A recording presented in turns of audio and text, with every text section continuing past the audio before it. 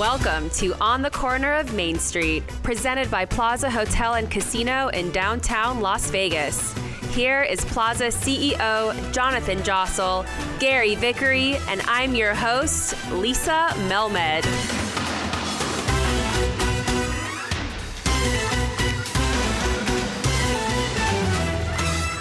Hi, Gary. Hi, Jonathan. Welcome back. How are you both?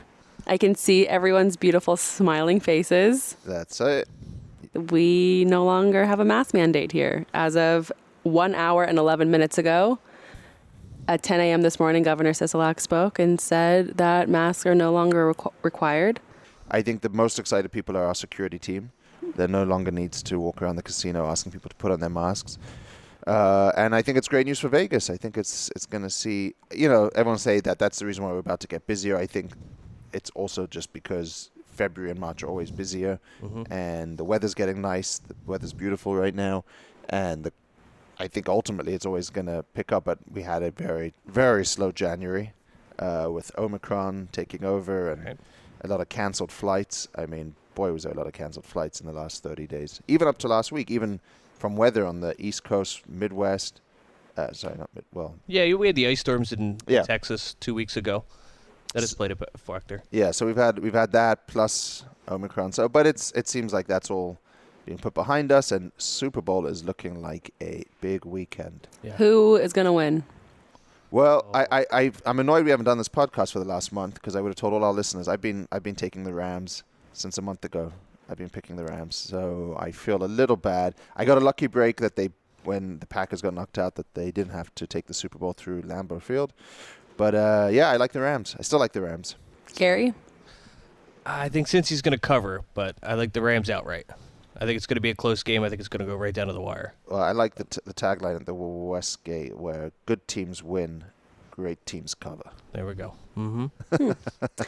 Well, speaking of Jan... Wait, you have an opinion? No.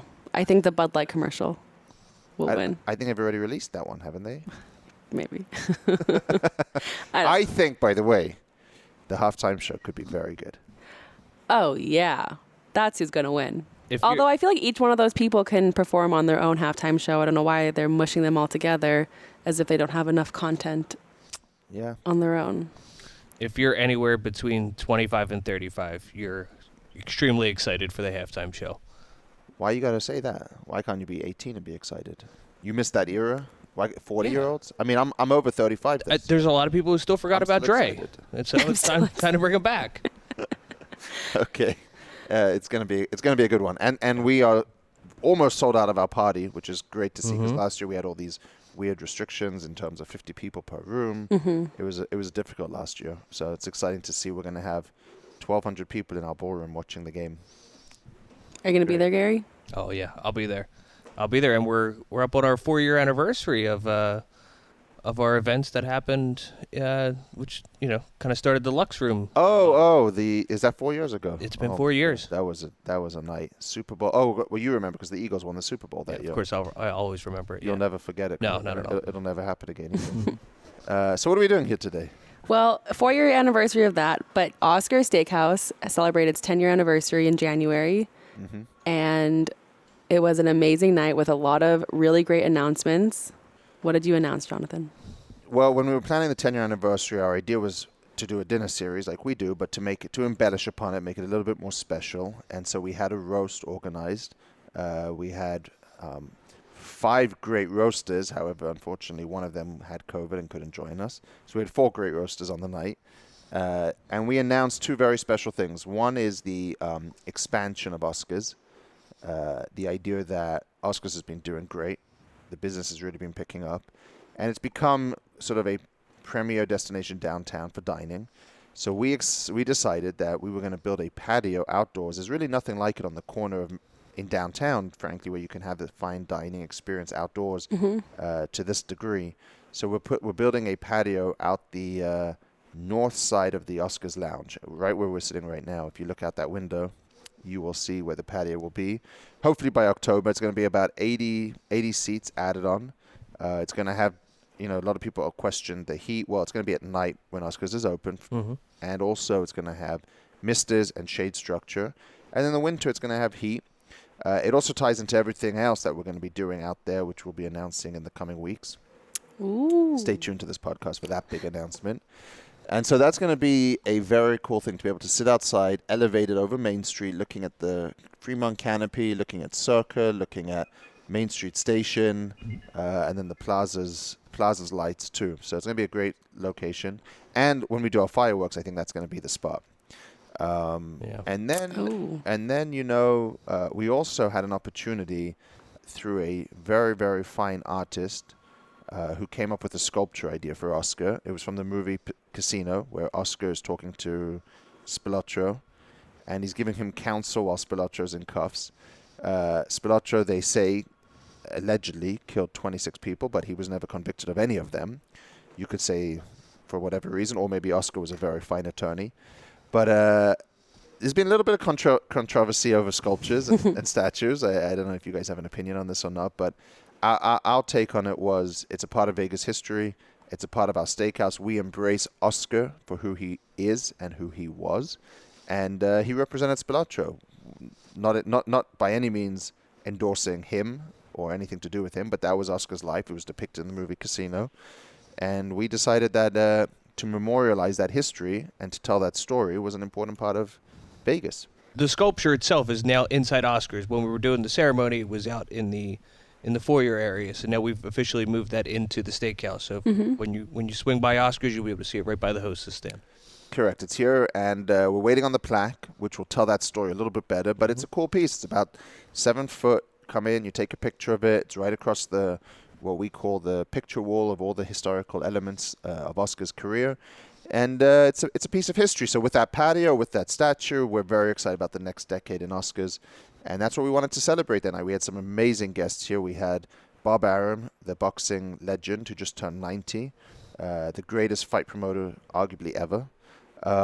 We had Michael Gorn here, who everyone knows I'm a huge fan of. His father built the plaza, and it felt cool to have him come down. How was it to have him here? What did he say? What were your conversations He was like? very impressed with downtown Las Vegas. He was very impressed with what we're doing. I'm very impressed with the South Point always. So to have him come down here for once and see what we're doing and the crowds downtown and the business levels we had, he was taken by it. He really enjoyed it. He had a great night, and we enjoyed it. And then Oscar gave one of his great speeches. Thank you very much. Thank you very much. Now, I don't know how many people were here at the last dinner series. Could you raise your hand just so Okay, many of you were here. This is a 2-part talk that I'm giving tonight. The first part was about Jimmy Shagger, who is probably known as the biggest drug smuggler in the history of Las Vegas, a mega gambler who used to go to Caesar's Palace and gamble hundreds of thousands of dollars a night. As a matter of fact, the dealers there had a little statue made for him. He was awesome as far as the wherewithal he had as far as money was concerned. And he was ultimately arrested for drug violations. And it's a long story, which I told last time, and you'll never hear it again, which is a shame for you. And at the time of his sentencing, I was there, but he wasn't. He may have been one of my smarter clients. He had absconded, and I said to the judge, and I really didn't know where he was, I said, I have no idea where Mr. Shagger is, but I'm here. And the judge said, well, I'll tell you what, I'm not going to sentence you, Mr. Goodman, but I want you to know, I want you to raise your right hand. I had no idea what the judge was doing. And I want to swear you in, this is a true story, I want to swear you in as a member of the Western District of Texas Bar, and that's not that kind of bar, it's a lawyer's bar. And I said, Judge, why would you want to do that? He says, because if you keep on acting the way you acted during this trial, I'm going to hold you in contempt of court, and I'm going to send marshals out, and they'll bring you back from Las Vegas, and I'm going to throw you in jail as soon as they get your client. So I left off with Jimmy Shagger, having been on the lam, so to speak, getting a little tired of living in a little ranch house down in Kansas. And that's not me stuttering. He was in Kansas, on the other side of the border from Missouri. And he decided that he wanted to have plastic surgery. There were 9 million plastic surgeons in the country. There are 49 different states that have excellent plastic surgeons in the United States of America, and probably some foreign countries have some great plastic surgeons. But Jimmy, in all of his brilliance, came back to Las Vegas in order to have plastic surgery on his face here. And he was driving down the street, and he looked out, and he saw somebody, and he said, "I give up." And he got out of the car, and he lifted up his hands. He said, "I give up." The guy had no idea what he was talking about. A cop by the name of Hansen. Chagra recognized him. Hansen did not recognize Chagra. And he said, "I give up, don't shoot." So Hansen figured out who this guy was, placed him under arrest, went into his trunk, took out $840,000, which were in diaper boxes, and placed him under arrest. They sent Jimmy back to be sentenced. Jimmy got 30 years, and he was sent to Leavenworth. And that's where the story starts tonight. Jimmy's sitting down at the in Leavenworth, and his wife comes in, and another one of my clients was incarcerated there. I didn't have such a good record, after all. And the other client was the head of the outfit in Kansas City, Nick Sevilla, and they were investigating Nick for having arranged a transfer of his son, Tony Ripe, from one institution over to Leavenworth so they could be together.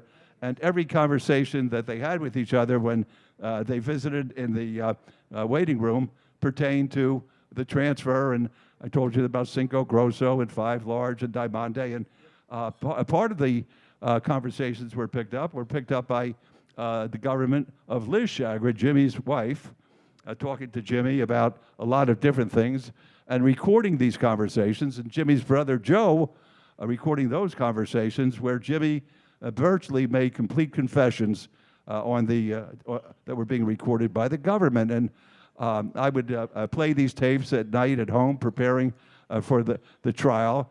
And Carolyn says she never gets involved with my legal work, but she says, "You're going to win this case." I said, "How am I going to win a case where my client is talking to his wife, talking to his brother, saying, I had the judge whacked," and the wife saying, "Well, I never thought that you'd use this guy to do it. I thought you were going to use the mafia." And then the brother in the same conversation said, "The fellow who was allegedly doing the whacking just hired me, and I know where the gun is." So I have these tapes that I had to overcome, and we were going to go to trial down in San Antonio. Those who were ultimately arrested were Chagra, his wife Liz, for delivering money to Charles Harrelson, that's Woody Harrelson's father, and Harrelson's wife, and assorted other characters. And they had all these conversations which had been taped by the government to play. But the most damaging piece was the Chagras, husband and wife, would write out messages to one another, because as in every single case where there was electronic surveillance, never had one that did not happen. They said, "Be careful what we're saying. The government's listening to everything." And then they go forward and say it. The government's not only listening, they're taping it. But in this instance, they were very, very smart. They wrote it out. They wrote the question out. "Well, how could you use this guy? I thought you were using the mafia." "Well, I didn't think this guy would ever get caught." And then Liz, the wife, went to the bathroom. And she walked out, and she came back. She said, "Everything's taken care of." Well, what she had done, she went into the ladies' room, and she took the piece of paper, and she tore it into 100 different pieces, little pieces.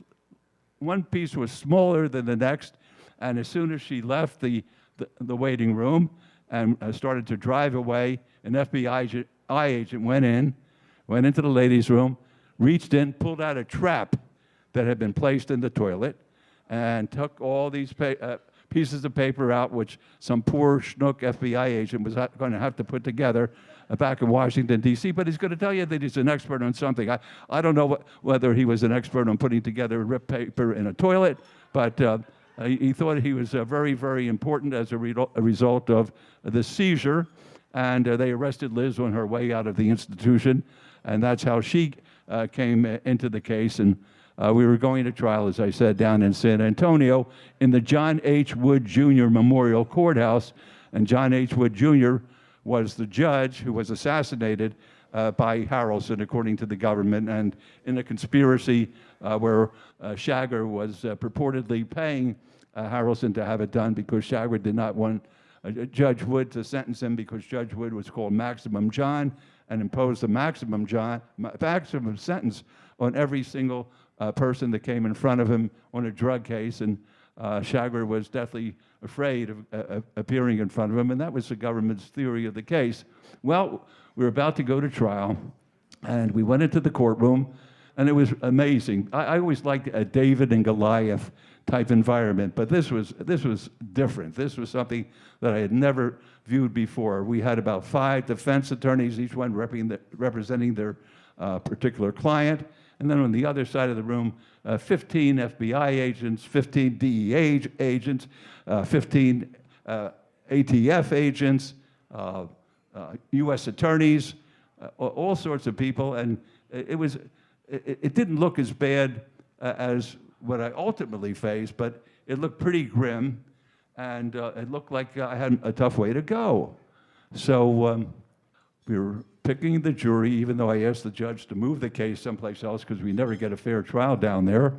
Everybody had presumed these people to be guilty. Judge Wood, in his environment, was a beloved fella, and the judge wouldn't change the venue and wouldn't separate the clients. And the night before we were going to start the case with opening statements, Jimmy's wife, Liz, wrote a letter to Mrs. Wood in which she said, "I am a reborn Christian, and I want you to know I had nothing to do with killing your husband. I was cooking fried chicken in my kitchen, and my husband came in and said, 'I'm going to kill me a federal judge.'"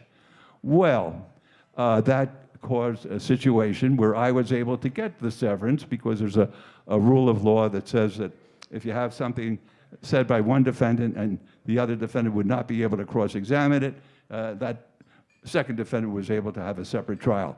And I was cut loose. When I say I was, my client and myself were sent away.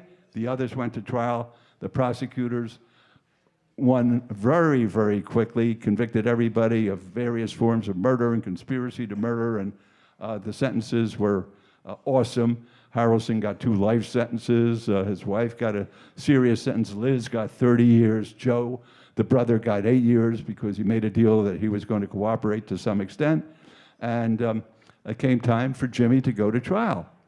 So the judge did something that I guess he had to do. He didn't want to do it. He moved the case from San Antonio down to Jacksonville, Florida, because Jacksonville is in the Fifth Circuit Court of Appeals, that same area, causing the same kind of appellate cases that attorneys can rely upon, and we were to begin the trial there. Well, I went into the court there, and I could just see glee on the face of the prosecutors. It was a husband and wife team, the Ons out of San Antonio and El Paso. They tried all the drug cases, and they were just waiting. They were licking their chops. They couldn't wait to get this drug kingpin, this murderer, put away.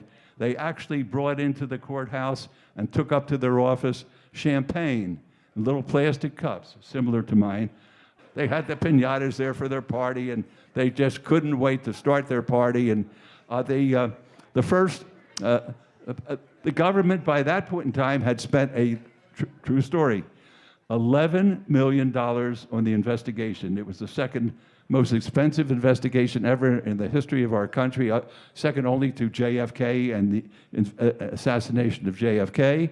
And they, as I said, they were tasting this, and they couldn't wait to start the trial. And I walked in the courtroom, and it really was like David and Goliath.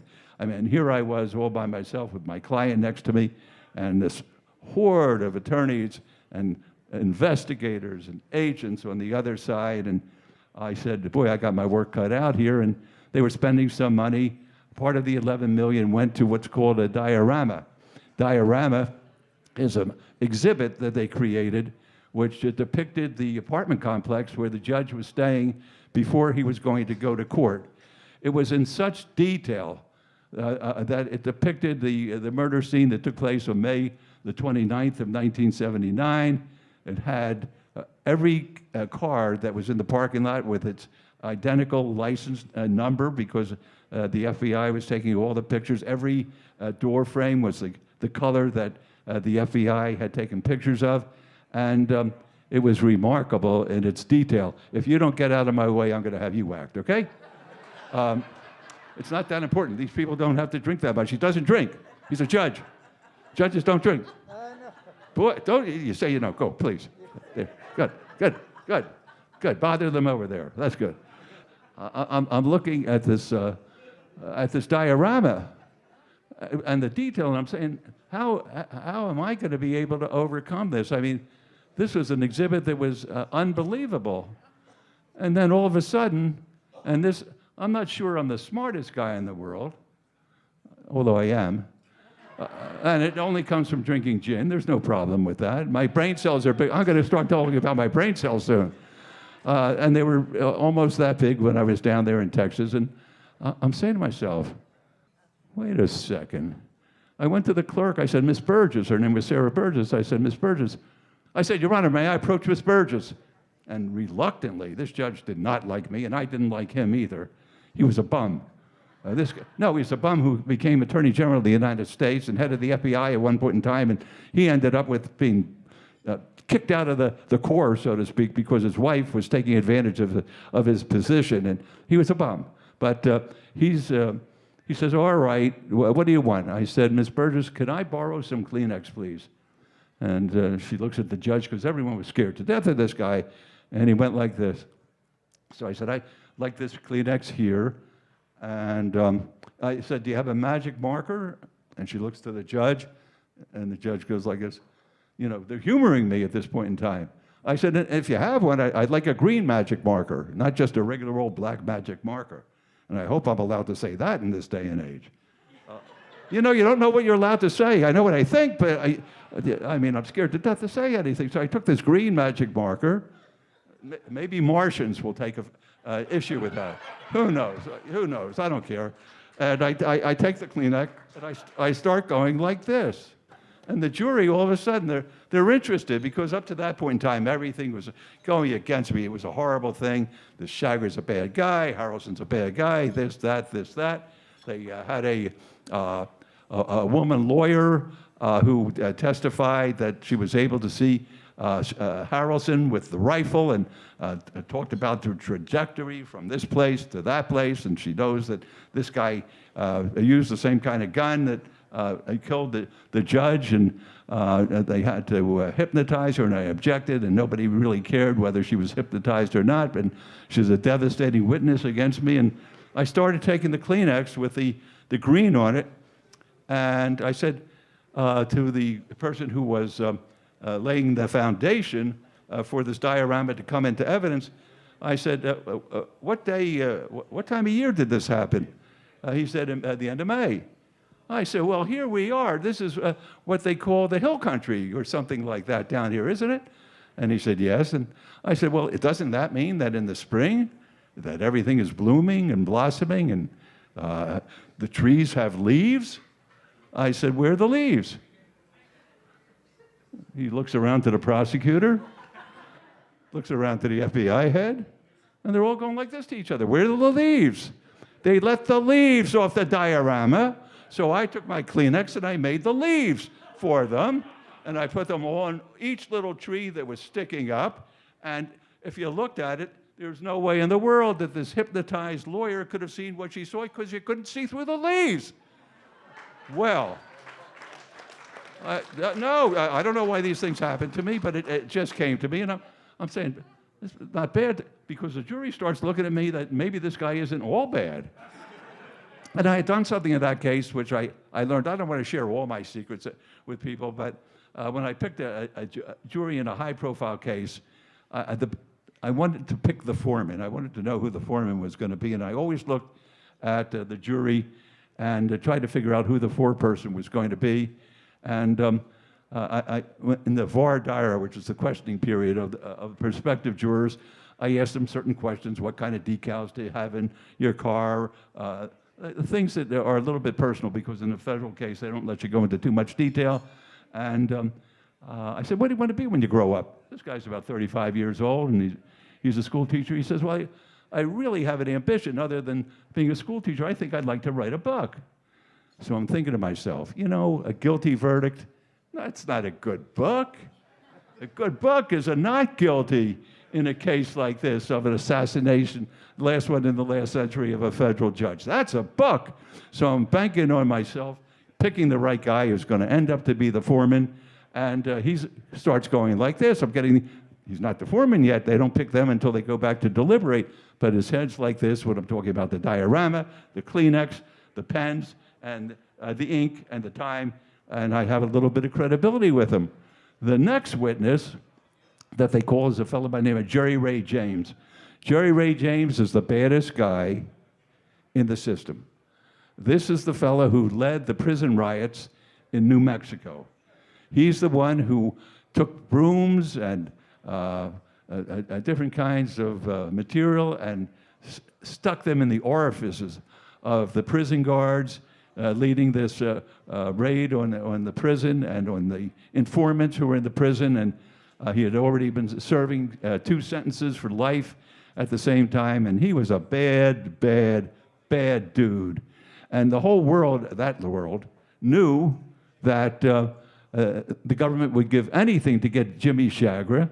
So he was a smart fella. He raised his hand. And he said, I could get Chagra for you. Okay, we'll talk to you. They sent an FBI agent out to him. And what do you want? He says, I want to be placed in a cell next to Chagra. I want to be wired up. I want my cell to be wired up. I'll have a confession from him in 2 seconds. Don't worry about it. So the government says, what do you want in return? He said, well, I want to be left out of here. They said, well, you're doing 2 life sentences. You haven't even been sentenced on the riot. He says, well, those are my terms. Well, let me check it out. And I hear there's a reward that's been offered, $250,000 by the American Bar Association and $200,000 by the Texas Bar. I want that too. So they said, we'll have to check that out too. Well, he made a deal. The governor of New Mexico, who's probably the smartest guy you ever heard of, made the deal that he'll go along with it. He'll pardon this guy as long as he never comes back into the state of New Mexico again. He was very smart, and the government gave him an advance from the reward money, and I had represented Ben Schmoody, who was the head of the culinary union here, and there were 2 main witnesses against him, Tom Hanley and Andrew Granby Hanley, who were charged with killing Al Bramlett, who was the head of the culinary workers here. And I did a pretty good cross-examination of the 2 of them when I was representing Schmoody. And I get a phone call from Andrew Granby Hanley, who says I'm in jail. I said, I'm sorry to hear that, Andy. You always treated me right. And I said, what can I do for you? He said, no, I'm going to do something for you. He said, do you know that the government gave Jerry Ray James $250,000 that he bought his wife a Mercedes with? I said, you got to be kidding. He said, I'm not kidding. He gave me the VIN number. And I said, you got to be kidding. He says, ask him. I said, ask him. I'm going to bury him with this. So he's on the stand, and I said, Mr. James, I said, did you get any reward? No, I didn't get anything. I said, didn't you get $250,000 and buy your wife a Mercedes? I did not. I said, how about if I told you I had the VIN number with your wife's name on it? Well, he said, I may have, but you know, I had more important things on my mind at the time. With that, the jury starts shaking their head like this, and I feel the courtroom starting to sway a little bit here. And he said, but I'm only going to tell you the truth. That was my deal. I'm telling you the truth. I said, yeah, you only get these rewards if you have a conviction. It's not just bringing forward and giving the government information. He has to be convicted. You're helping to convict him, aren't you? He said, well, he should be convicted. I said, what did he tell you about Judge Wood? We were out in the yard, and he said, I offed a federal judge. I said, Chagra said he offed a federal judge to you, and he just barely knew you? He made it that kind of... Well, he was always talking about it, what he did. And I said, when you say off, does that mean he killed a federal judge? Well, he said he had a federal judge killed. I said, did he say they had anybody else killed? He said, he went down a whole list of people. The only name I can remember at this time is Paul Finney. That stands in my mind for some reason. I can't figure out why. And I said, and you're doing this because you're a good citizen? And he said, yes, I am a good citizen. And I'm saying to myself, as the jury's going like this, that I can't wait for this case to get over because I just taste the piñata and the champagne being transferred from the third floor of the federal courthouse there to room 704 at the Hilton Hotel, across the street from the federal courthouse. And that was where I was staying. As a matter of fact, I would walk back and forth every morning carrying my big briefcases. And when my wife finally saw me after 9 weeks of trial, she said, "I don't recognize you. You're buff." I had carried these briefcases back and forth, and I was buff at that time. And the government finally rested. I'm getting the high sign from Jonathan. He said, people are hungry. They have to eat. So, okay, I'm going to wrap this up real fast, Jonathan. That's a rotten thing to do to a guy where Puyo takes up 50% of my time, and I have to cut my great story short. Shame on you. So I say, the government rests? The judge says, you don't have any witnesses, do you, Mr. Goodman? I said, let me think about it over the weekend. So I went back to my hotel room, and I thought about it. And I was staying at a hotel that was frequented by the banditos. That's sort of like the bad motorcycle people down there, and became very friendly with them over a period of time. Would have drinks with them at night and eat little pretzels at the bar. And they took a little liking to me, and they were helping me along the way. And I go back to court.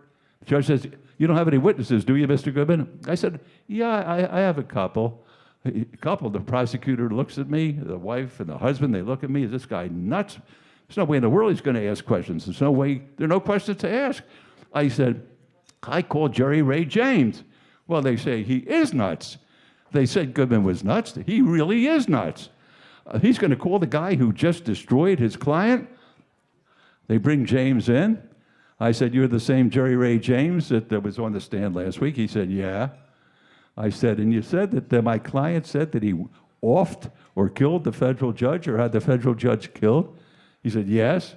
I said, did he say that he killed other people? Can you tell us about that? And he said we would be in the yard and he'd be talking about all the people he either killed or had killed. I said, name one. And he said, Paul Finney. And I said, what was that about? He says, they had a marijuana beef, and he killed him. And I said, no further questions. And the prosecutors look at each other, and they said, we don't have any questions. And the judge says, do you have any other witnesses as effective as that one, Mr. Goodman? And I said, yeah, my next witness, please bring in Paul Finney.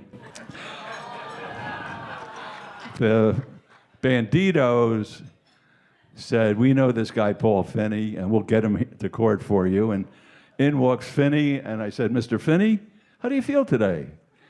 And the jury starts laughing. I said, where did he shoot you? He said, nobody shot me. I said, he didn't kill you? I said, who? I said, Mr. Chagra. He said, Chagra never even saw me. He didn't shoot me, he didn't kill me.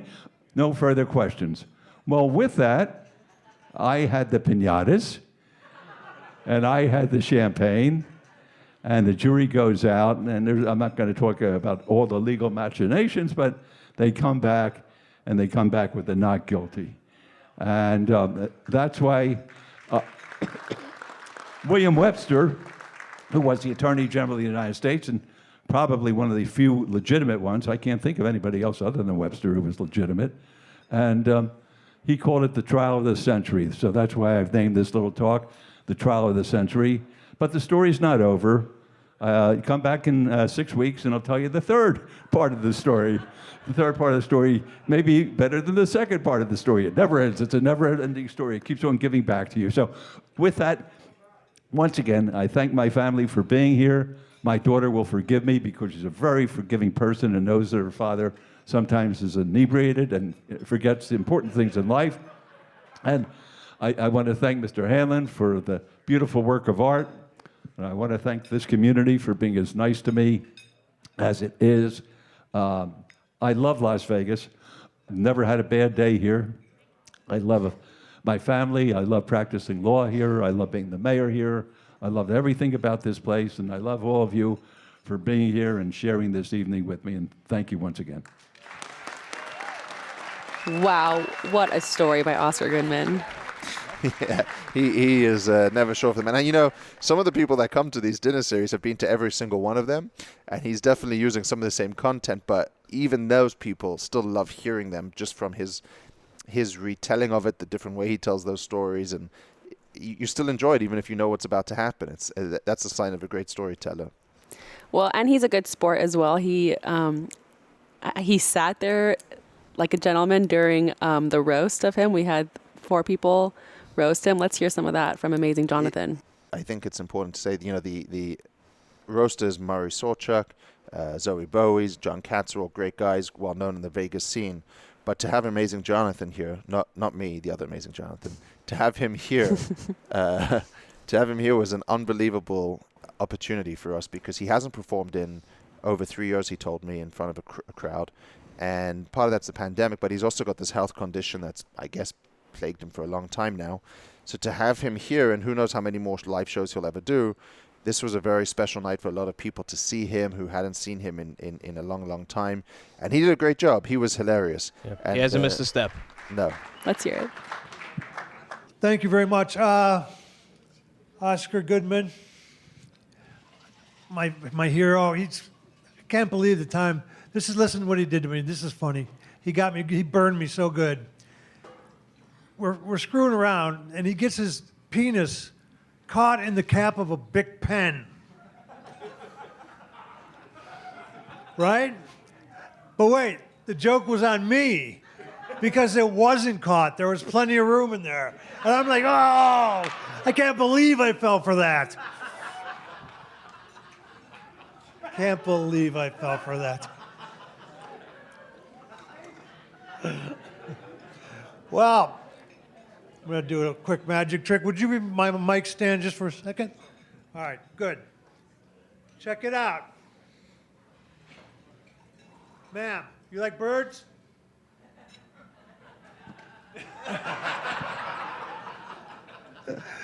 That's fun. Anyway, let's, Carolyn, shouldn't be laughing at that. This is really cool. This is called chemical magic. I'm going to put a little bit of, can you pass me the salt shaker, please? This I'm going to do to you. This is chemical magic. If you take salt and put it on top of chocolate, very few people know about this. Can I just put a little on there? All right. Now feel the heat coming from that. Feel the heat. No, put your hand over and feel. Yeah. That's how you do it. Yes.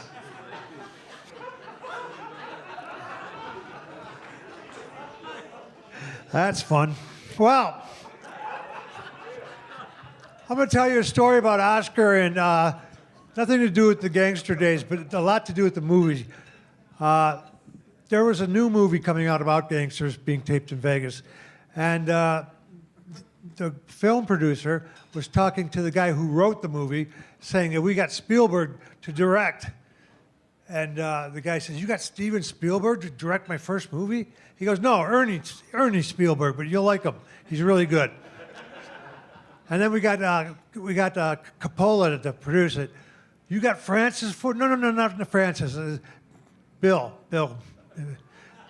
Yeah, but you'll like him. He's good. And to star in it, we got Goodman. And the guy, you got Oscar Goodman? And the guy says, yeah.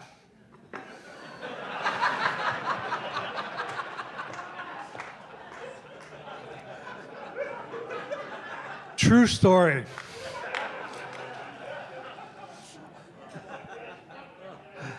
My cohort's over there. That's Murray, ladies and gentlemen. Murray, I usually tease Murray, but he did such a great job tonight, and I was so proud of him. He's a great magician, isn't he? He's fantastic. Yeah. That's going to screw with your head for a long time. Zoe Bowie and Jonathan Katz. We're going to team up and do a show over here. We're calling it Vagina. I don't think it's going to do very well, but Murray's set on that name. So let me just look through here once. I got a picture of Mayor Goodman naked here. I got to show you this. Now, so he told me not to say anything bad about him. So it's really hard to do that. I want to tell you stories that he told me. But he told me, he actually threatened me, said he's going to have me shot. I'm like, bullshit. Well, I think that's all I got for you. I got a lot more. I can stand up here for hours. Okay, I will. No, but thank you for inviting me to this event. I can't walk very well. It's all right. Put your hand Yeah, you're going to go ahead. Yeah, you know I'm going to move it, and then you're going to get it. Fast like lightning. That's what my wife says anyway. I'll tell you when it's funny. Okay, let's see. I think I got everything here. Did it, Jonathan? Yeah. Yeah, that's good.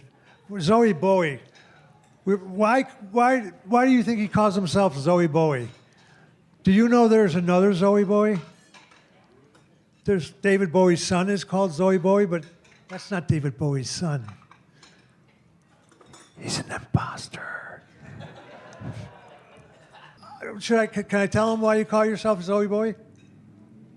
All right. Because he figures he can fill a casino with people who don't really know what Zoe Bowie looks like. God's truth. Which at first I thought was stupid, but it's brilliant. It's brilliant. Those people don't know you're not Zoe Bowie. Don't be real impressed. He only makes $200 a week. I have to go now. I got to get back to the hospital. And I'm going to teach you one more trick before I go so you can say this hasn't been a total waste. Take a glass of water, you put it in your mouth.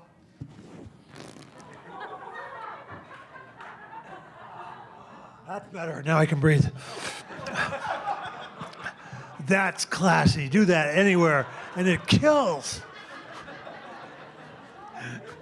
That's it. Folks, thank you very much. Good night. Oh my gosh, I can't believe you let that happen in Oscar's Steakhouse, Jonathan. It was fantastic. He was on fire, and Oscar sat through it, as you said, very, very amicably. I was a little nervous. At one point, he put a napkin over his middle finger and asked Mrs. Gorn, "Do you like birds?" Removed the napkin and flipped her off. And I thought, oh my God, what's about to happen here? But everyone took it great. In fact, the Gorns loved it so much, they thought that they were almost too funny because the roasters had so much inside Vegas history and knowledge that only certain people got it like them. But it was excellent. It was really well done. And as I said, Michael Gorn enjoyed the evening, so did his wife. So much so that he said, the food's amazing at Oscar's, but you need to come and try Michael's Steakhouse, his steakhouse at the South Point. Oh. If you guys haven't been there, it is classic old Vegas to the extent that when you get the menu, there's no pricing on the ladies' menus.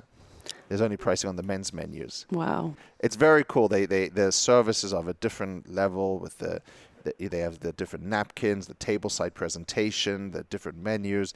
It's very, very classic Vegas. The food's great. And I went with Oscar Goodman, Carolyn Goodman, Ryan Rowland, our food and beverage director, and his wife, Sam Cherry and his wife, and my wife. And we all had a few drinks. We had a great time. And we were also celebrating the end of the NFL season and our great victory in our fantasy football. Michael's is a great establishment, as classic Vegas as you can get. Gary, are we going to Michael's tonight? Yeah, I can make some time for you. Yeah, we're good. Well, what a great night. Happy anniversary to Oscar Steakhouse and the entire team involved making this place such a great success. We are so grateful for each and every one of you, and stay tuned because we have so many great guests scheduled to come on the podcast on the corner of Main Street. Now that some of the restrictions are rolling back, I think people will be a little bit more comfortable that we've, tried to get on the podcast. Pretty much started in the middle of a pandemic, so it's going to be exciting to see some of the new, fresh guests we'll be able to bring. And, we're back. We'll be back again soon, but in the meantime, please rate, review, and subscribe. Tell your friends about On the Corner of Main Street. And of course, follow us on social. On Twitter and Instagram, it's @PlazaPod, and on Facebook, find us at Plaza Podcast. Or go right to the top and tweet Jonathan @JonathanJossel. We'll see you next time from right here on the corner of Main Street.